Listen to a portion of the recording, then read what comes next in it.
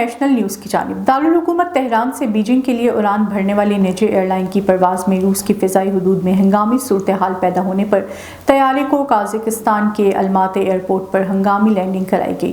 Media reports کے مطابق aviation ذرائع کا بتانا ہے کہ ماہان ایئر کی پرواز W579 نے مقامی وقت کے مطابق سپہر 3:24 بجے تہران انٹرنیشنل ایئرپورٹ بیجنگ کے لیے اڑان بھری۔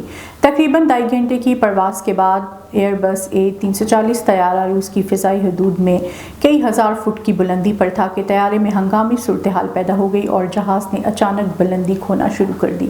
ایئر ٹریفک کنٹرول کے رابطے کرنے پر پائلٹ نے قازقستان کے الماتی ایئرپورٹ پر ہنگامی لینڈنگ کی۔ اس دوران لگ بھگ نصف گھنٹے تک تمام پروازوں کی لینڈنگ اور ٹیک آف کو روک دیا گیا۔ رپورٹس کے مطابق طیارہ بحفاظت لینڈ کرنے میں کامیاب ہو گیا۔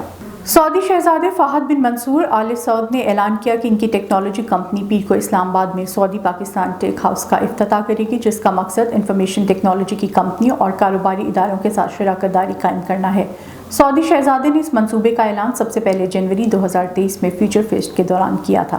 سعودی ٹیکنالوجی فرم کے مطابق ٹیک ہاؤس کی افتتاحی تقریب پیر 6 مارچ کو اسلام آباد میں ہوگی۔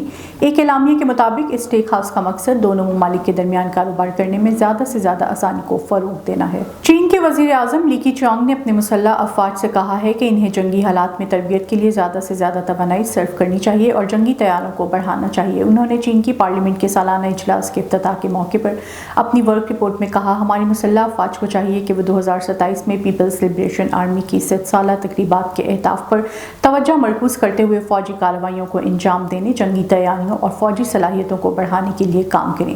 چینی وزارت خزانہ نے 2023 کے لیے دفاعی اخراجات میں 7.2% اضافے کا عندیہ بھی دیا۔